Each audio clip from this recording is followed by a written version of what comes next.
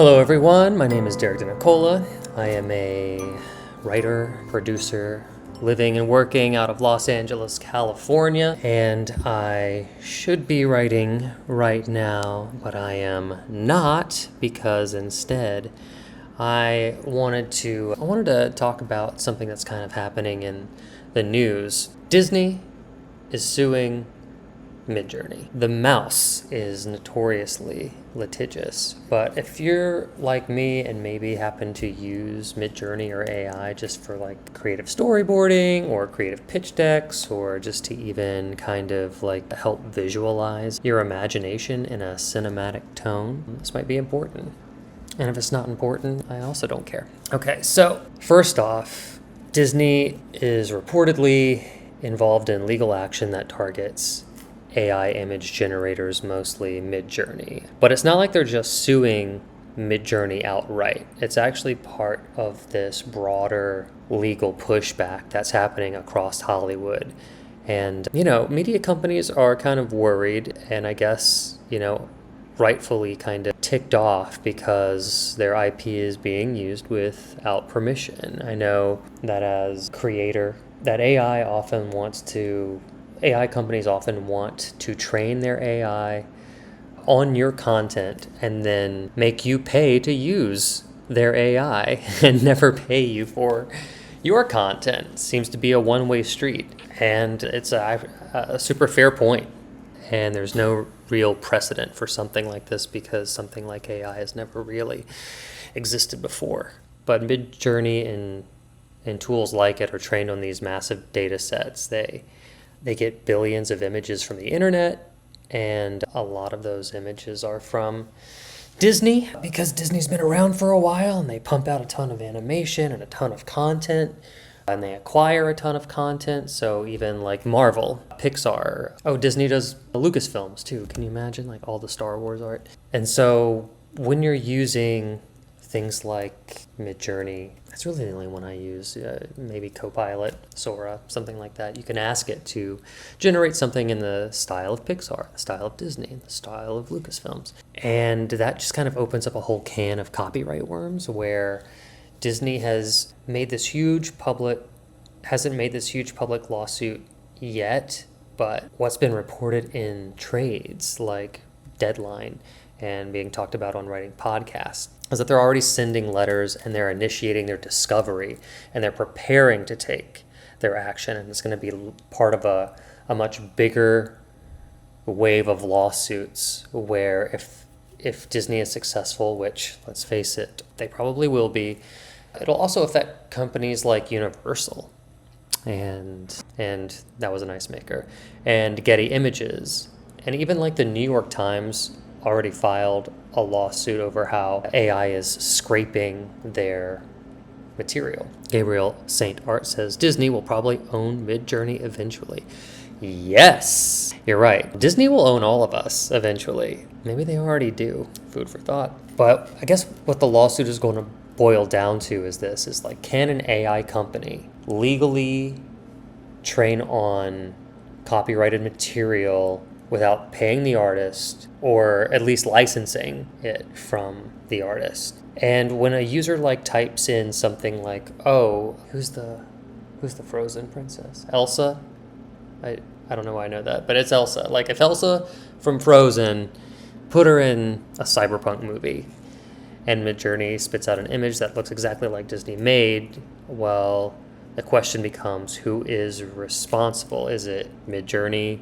Is it Disney? Or is it the user? And we haven't had a precedent for this because it's, dare I say, new art. Maybe that's a question for Gabriel St.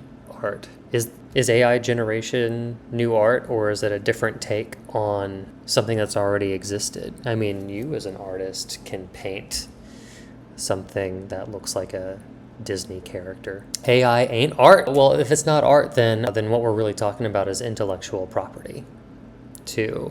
And it's a big issue, especially for creatives, because if you're using Midjourney to like build a pitch deck or a proof of concept or to brainstorm an idea that's visual. Sorry, Gabriel Saint also says a drum machine ain't art. It's coming straight from the artist's mouth, so you should pay attention. But it is a tool. I agree.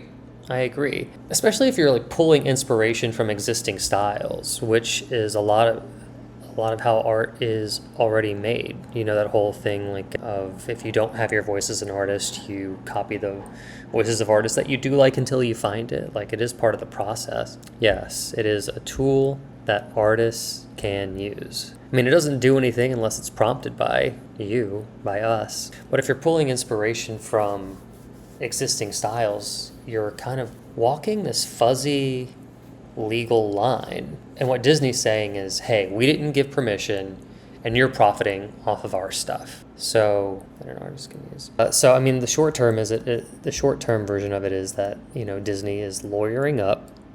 The AI industry is under pressure, and if you're here, maybe that means that you're a writer or an artist or an indie filmmaker.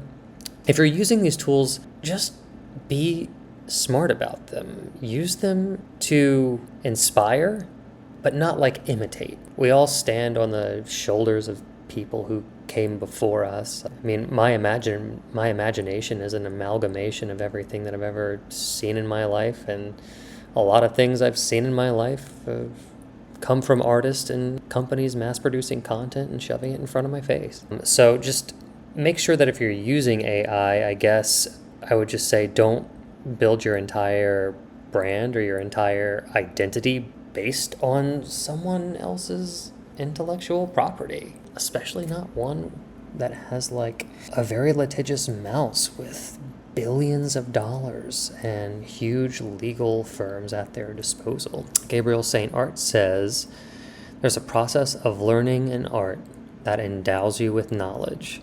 Prompting doesn't give you that knowledge. Like having a robot jog for you is not exercise, I think. Yeah, exactly. I do feel I am of a certain age where AI has not always existed. The internet has not always existed, at least not in the capacity where I had access to it forever at a young age. And foundational knowledge was imposed upon me. I did have to read. I did have to learn how to draw. I'm still not good at drawing, but I learned to play a saxophone, and I learned to write poetry, and I learned to write short stories, and I had to write essays in school where you had a beginning and a middle and an end, and introductory paragraphs and conclusion paragraphs. And sorry, Gabriel St. again coming in for the win. I mean, fuck Disney and fuck Midjourney, but I am a consumer of both. It's true. So am I. It's a big old mess. But it's one of those things where I guess we're gonna have to take it day by day, because people are eager to get products to market and start becoming profitable and pay back their shareholders or pay back their investors. But when it comes to something so culturally shifting as this, one thing that's been brought up, not just by me, is long-term effects.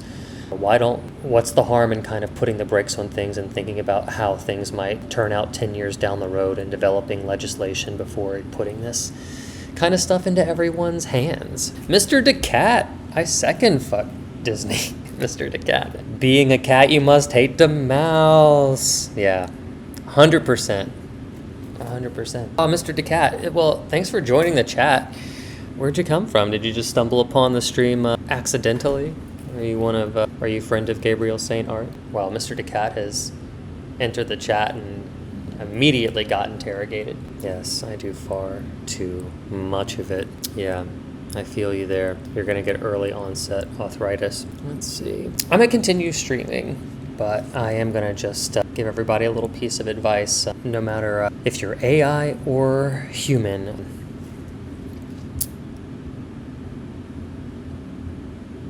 British. I lurk in the writing stream. Oh, thanks for lurking. I appreciate that. AI is a tool, and it's never going to be a substitute for the human imagination. And one of the best things that you can do for yourself outside of like using AI to create a product is sometimes you just owe it to yourself to get inside your own brain. Journal if you have to.